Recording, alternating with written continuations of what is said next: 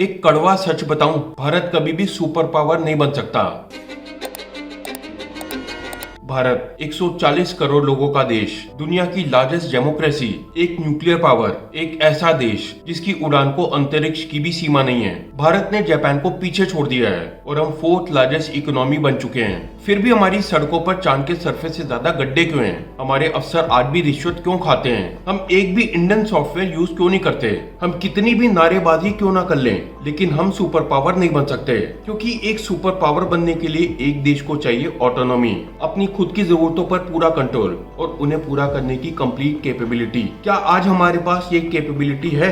आज भी देश के 82% लोग जीमेल यूज करते हैं, एक फॉरेन ईमेल सर्विस प्रोवाइडर जो अमेरिका के कहने पर सारा डाटा उन्हें प्रेजेंट करता है। अगर अमेरिका चाहे तो चुटकियों में आपका सारा सोशल मीडिया बंद कर सकता है, आपके कंप्यूटर के सॉफ्टवेयर अपडेट्स बंद कर सकता है। मैन्युफैक्चरिंग के नाम पर हम सिर्फ असेंबलिंग कर रहे हैं और खुश हैं। ऑनलाइन गेमिंग के नाम पर हम गैम्बलिंग एप्स बना रहे हैं और खुश हैं। स्टार्टअप्स के नाम पर हम ₹2 कैशबैक दे रहे हैं और इसे स्टार्टअप रेवोल्यूशन कहकर खुश हैं। आज के वीडियो में हम उन कारणों को समझेंगे जिससे भारत का ग्रोथ इंजन रुका पड़ा है और वीडियो के एंड में सॉल्यूशंस के बारे में भी डिस्कस करेंगे जिससे हम डेवलपमेंट की रफ्तार पकड़ सकें। भारत के आईटी एक्सपोर्ट्स ने $300 बिलियन का आंकड़ा पार किया है। भारत ने अपने आप में $282 बिलियन की आईटी इंडस्ट्री खड़ी की है जो पूरी तरह से फॉरेन टेक्नोलॉजी पर निर्भर है। अगर हमारा सॉफ्टवेयर अमेरिका से इंपोर्ट होता है तो हमारा हार्डवेयर चाइना से।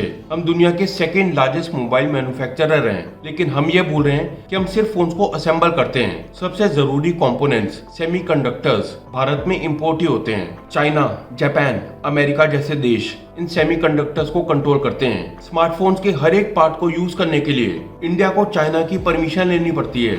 चलो बाकी सब छोड़ो, 82% इंडियंस जीमेल यूज करते हैं जो अमेरिकन कंपनी है, अमेरिकन जूरिसडिक्शन में आती है। क्या आपको ये बात अजीब नहीं लगती कि फेसबुक, इंस्टाग्राम, यूट्यूब, वो सारी चीजें जो हम डेली यूज करते हैं अमेरिकन है? हमारा सारा डाटा उनकी प्रॉपर्टी है। ये भारत के लिए एक सिक्योरिटी थ्रेट है। जब टैरिफ वॉर शुरू हुआ और अमेरिका ने चाइना पर 125% टैरिफ लगाए तो चाइना ने क्या किया? टिकटॉक पर जाकर ऐसे वीडियोस वायरल किए जिसमें ट्रम्प एक टेलर बने हुए हैं या फिर एलन मस्क नाइकी के जूते बना रहे हैं। चाइना के रिप्रेजेंटेटिव ने अमेरिकन टीवी पर जाकर अमेरिका को कहा था कि हमें आपका मार्केट नहीं चाहिए, उखाड़ लो जो उखाड़ना है। इसे कहते हैं कॉन्फिडेंस, क्योंकि चाइना के पास खुद का सोशल मीडिया, खुद का एआई, खुद का डाटा और खुद का टेक है, मगर भारत के पास सिर्फ वादे हैं जो कभी पूरे नहीं होते।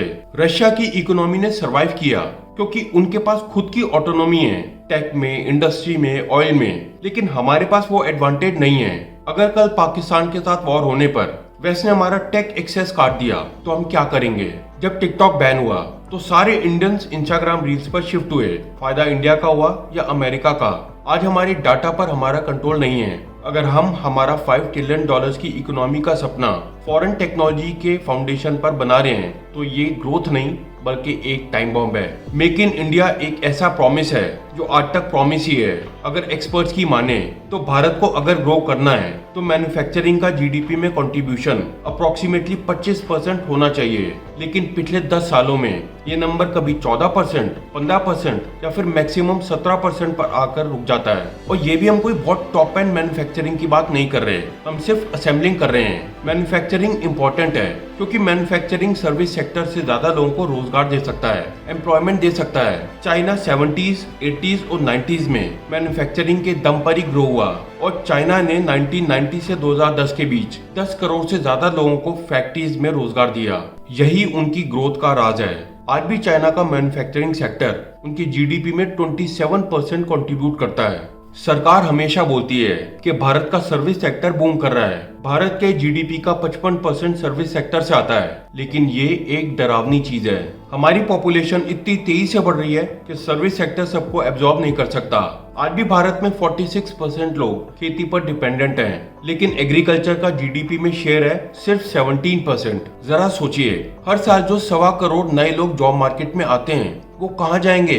फैक्ट्रीज है नहीं, एग्रीकल्चर श्रिंक हो रहा है, सर्विस सेक्टर ऑलरेडी सैचुरेटेड है और यहाँ आती है सबसे बड़ी ट्रेजेडी। जब प्राइवेट सेक्टर में अपॉर्चुनिटीज नहीं मिलती तो लोग क्या करते हैं? गवर्नमेंट एग्जाम्स की तैयारी में 5 से 7 साल बर्बाद कर देते हैं। एक बार जरा दिल्ली के ओल्ड राजेंद्र नगर जाइए, हजारों इंजीनियर्स, ग्रेजुएट्स, यहाँ तक के पीएडीज, यूपीएससी, एसएससी और बैंक पीओ की तैयारी कर रहे हैं, आपको क्या लगता है पब्लिक सर्विस इनका पैशन है? बिल्कुल नहीं। इन्हें तो जॉब सिक्योरिटी चाहिए, पेंशन चाहिए, पावर चाहिए, और जब ये लोग फाइनली गवर्नमेंट जॉब में आ जाते हैं तो करप्शन का साइकिल शुरू होता है, क्योंकि शुरू से मोटिवेशन ही गलत था। देश की सेवा करनी थी या फिर सिक्योर लाइफ चाहिए थी। आईएएस में 100-200 सीट्स के लिए लाखों कैंडिडेट्स अपीयर होते हैं। एसएससी में 500 पोस्ट के लिए 30 लाख एप्लीकेशन आते हैं। ये अपॉर्चुनिटी है या डेस्परेशन? मतलब सोचिए, एक इंटेलिजेंट स्टूडेंट जो इनोवेशन कर सकता था, अपने रिसर्च पेपर लिख सकता था, वो 7 सालों तक रट्टे मार रहा है। आज भी कई स्टेट्स ऐसे हैं जहाँ पर लोगों का एक ही एस्पिरेशन होता है कि कोई सरकारी नौकरी लग जाए, क्योंकि सरकारी नौकरी लगने पर दहेज ज्यादा मिलता है। अगर लोग कुछ प्रोडक्टिव काम करते तो शायद इस मेंटालिटी से बच पाते, देश की इकोनॉमी में कंट्रीब्यूट करते। हमारे पास इंफ्रास्ट्रक्चर नहीं है, लॉजिस्टिक्स, स्पोर्ट्स, पावर सब कॉस्टली हैं या फिर अनरिलायबल हैं। एक बिजनेसमैन अपने बिजनेस पर फोकस करे या फिर इंफ्रास्ट्रक्चर में जो कमियां हैं उनसे टैकल करने में अपनी एनर्जी वेस्ट करे। देश की कई जगहों पर अभी भी इलेक्ट्रिसिटी का प्रॉब्लम है, अच्छी सड़कें नहीं है। इस प्रॉब्लम का इम्पैक्ट सीधा हमारी प्रोडक्टिविटी पर पड़ता है, प्रोडक्शन कॉस्ट बढ़ता है और हम इंटरनेशनल मार्केट्स में कंपेटिटिव नहीं रह पाते। पॉलिसी फ्लिप फ्लॉप्स, कभी टैक्स अनसर्टेनिटी, लेबर रिफॉर्म, हमारे यहाँ पर एक स्किल गैप है। कई फैक्ट्रीज में वर्कर्स की शॉर्टेज है। ऐसा नहीं है कि जॉब्स की कमी है, मगर फैक्ट्री रेडी स्किल्ड वर्कर्स की शॉर्टेज है, क्योंकि आज सारे ट्रेनिंग इंस्टीट्यूट्स आउटडेटेड हैं। फ्रीबीज की वजह से घर बैठे कई लोगों के अकाउंट में पैसे आ जाते हैं, तो फिर काम करके कुछ अच्छा करने का, कोई नया स्किल डेवलप करने का मोटिवेशन कहाँ से आएगा? भारत में आज तक जो भी सरकार हुई है, सबने एक सीक्रेट फॉर्मूला जान लिया है कि लोगों को गरीब रखो, उन्हें सेल्फ रिलायंट बिल्कुल मत बनाओ, क्योंकि लोग जितना एजुकेटेड होंगे उतने ज्यादा सवाल पूछेंगे और उन्हें मैनिपुलेट करना इम्पॉसिबल हो जाएगा। आज भी ईज ऑफ डूइंग बिजनेस एक मिथ है। भारत में बिजनेस करना मुश्किल है और ये एक फैक्ट है। कंप्लायंसेस, परमिशंस, इन सारी चीजों का हमें चस्का है। अगर आपने अपने बिजनेस में एक भी गलती कर दी तो इतना ज्यादा फाइन लगेगा कि आप सोचने पर मजबूर हो जाएंगे कि मैंने बिजनेस स्टार्ट ही क्यों किया। जब तक ग्रासरूट लेवल पर करप्शन की सफाई नहीं होती तब तक मैन्युफैक्चरिंग ऊपर नहीं आएगा, और जब तक मैन्युफैक्चरिंग ऊपर नहीं आएगा तब तक देश सुपर पावर नहीं बन पाएगा। चाइना के साथ ट्रेड वॉर के टाइम अमेरिका ने कहा कि तुम्हारी टेक्नोलॉजी बंद कर देंगे। जवाब में चाइना ने कहा कि तुम्हारे आईफोन के रेयर अर्थ मटेरियल्स बंद कर देंगे। मगर क्या भारत के पास ऐसा कुछ भी है थ्रेट देने के लिए? भारत के पास एक नेचुरल डिसएडवांटेज है, क्योंकि हमारे पास ऑयल रिजर्व नहीं है। भारत का 90% ऑयल इंपोर्ट होता है। अप्रैल 2024 में हमने 90% क्रूड ऑयल इंपोर्ट किया था।